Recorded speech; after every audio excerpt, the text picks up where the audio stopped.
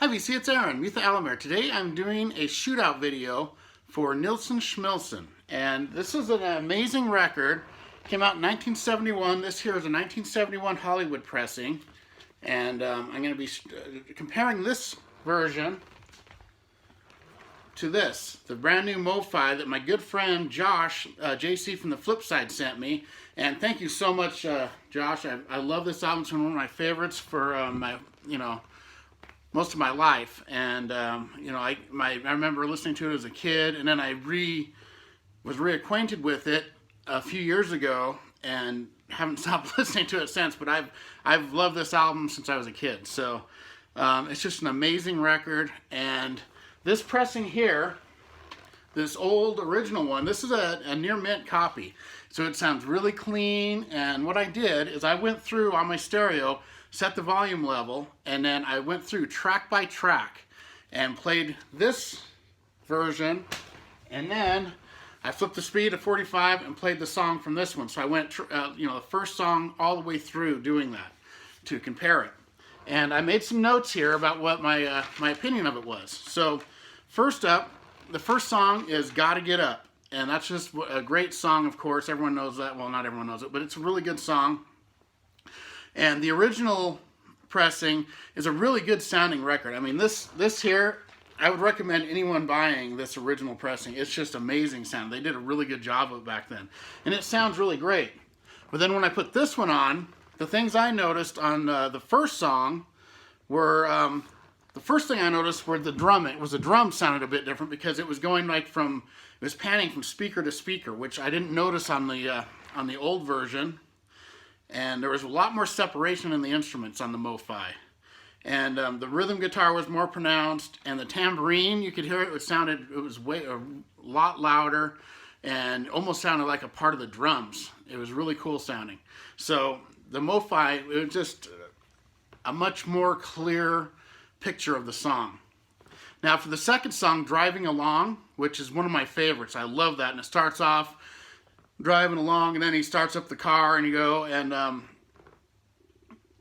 it has a really crisp sound on the original, but on the MoFi, I noticed on the car would go, and then as the car started, you could hear it going into the right speaker, so it kind of panned over, so it almost sounded like it was driving away, which is really cool. I was really getting into that. And then it just has a lot better sound. Has a lot better stereo effect where it sounds like it's all around you. The MoFi does. And then so the next song is called Early in the Morning. And on the original pressing, the vocals are very far out in front, which is it's great because he's such a great singer.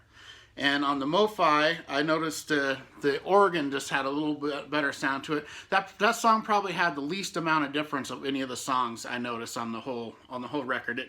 It was the most similar, but it's still the MoFi just had just a little more separation to it. So next up is the Moonbeam song, which is another favorite of mine. I love that one too. And there was a lot more depth in the vocals on the Moonbeam song. And the background vocals, you could hear a lot better. So you could hear him, like his background vocals, mixing in with his lead vocals a lot better on it, which is really cool. That's a really cool song. And then, so the last song on the first side of this, which is it's called Down. Really cool song there too. And the original has a really great drum sound to it. And what I did is I actually played each of these songs twice. Once at like a mid volume and once at a louder volume. And it sounded pretty good on the mid volume range. When I turned it up louder, the original sounded a bit muddy. Most of the instruments kind of blended together. On the MoFi, it was totally separate. You could hear every little difference in everything. It was really cool. And the bass was just much louder too. And just very crisp sounding. So that was the first side, and I was just really impressed with the MoFi version. It was amazing sounding. So next up, the first song, of course. So this is a double vinyl, 45 RPM. This is really cool how they did that. And there's the back. Did a really good reproduction. It's a little darker, as you can see, a little bit darker looking. Well, that one's got the shrink still on it, but really cool. And they didn't really do much for the inner gate. just put that Nilsson Shmilsson thing. But this just, I really love this. So the next song is the first song on side 2 on the original record, called Without You. Huge hit, great song. I think it's one of the, maybe the most beautiful song ever sung. Just how he sings it is one of my favorite all-time vocal performances of anybody, of any song. And that song is like one of me and my wife. It's one of the few songs we really connect on, where we both really love it. And so that's another reason I love this record so much. So on the original, it's just great sounding. The vocals and drums sound really good on it. But on the MoFi, there was a lot more depth to the vocals. And there's amazing separation. And the piano, which Gary Wright plays on this song and another song or two on this record, it was really more, you could hear it more. It's over in the right speaker, and it was really cool sounding, just really killer sounding. And it was cool because this song, you get this, and the bass comes in on the left, you get the piano on the right, and he is in both speakers, and it just kind of surrounds you, and it's really great sounding. And I really love, it's just blew me away. The MoFi version of Without You blew me away. And then the next song is his other great big hit from this, called Coconut, with the lime and the coconut, you know that song, everyone knows that one. And of course the original has a great percussion and vocal, it just sounds really good. And the MoFi, it almost sounds like it's all the way around you. It's just really cool, like a surround sound on it. And the percussion is way more pronounced. You can hear all the little percussion sounds a lot better. And the bass is a lot better sounding in the background vocals. You can hear him doing the doctor, all that stuff, a lot more pronounced, and it's really cool sounding on the MoFi. So that was really cool. The next song is a cover song, Let the Good Times Roll. And the OG was a bit muddy when you turn it up loud. It kind of just blends together, and it's very crisp on the MoFi. And it's far superior. That was one that I noticed one of the biggest differences on.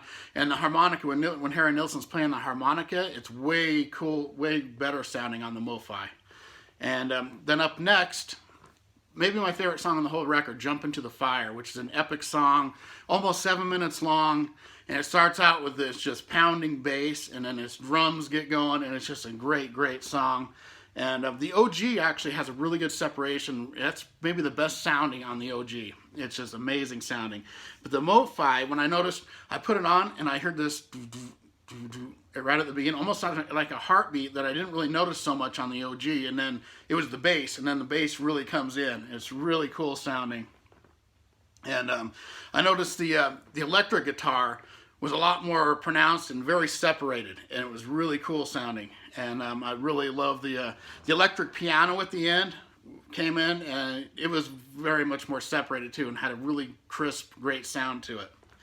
And so finishing out the album is I'll Never Leave You, a really haunting, dark, like ballad. It's Harry Nilsson and an orchestra mainly, and it's a really haunting song. The orchestration is, and the original has really good quality. But when I played the MoFi and I had it up loud, it almost sounds like it was in the room with me. Like all the orchestration and all of the singing, it just sounded like it was just right there, right in your face, and really killer sounding. So, you know, I would say for anybody that doesn't know this record, this is a great, great copy to get. This original, you find it, it sounds amazing. And this is on a Dynaflex, you know, really one of those real flimsy ones, but it sounds really good. But for anyone that really loves this record, I would seriously try to hunt this down, because it's almost like, even though that sounds good, it was almost like hearing that underwater compared to this, because it's so much more crisp, and just the separation is so much better. Amazing, amazing sounding. And Josh, I can't thank you enough for this. It's, you know, me and my wife listened to it after my Tipsy Tuesday, and we were just, it's very rare that I can get her to come into my room and sit and listen to something, but I made her do it, and she was like, I don't want it, and then she got in and she was like, oh my God, this sounds so good. So we had a great time listening to it, and I've been spinning this a lot, and it's an amazing record. And everybody, I hope you enjoyed this, and I will see you later with some more videos, hopefully this weekend. And all right, have a great one, and I can't thank you enough, JC. Thanks. Amazing. I love it. And I will see everyone later. Goodbye.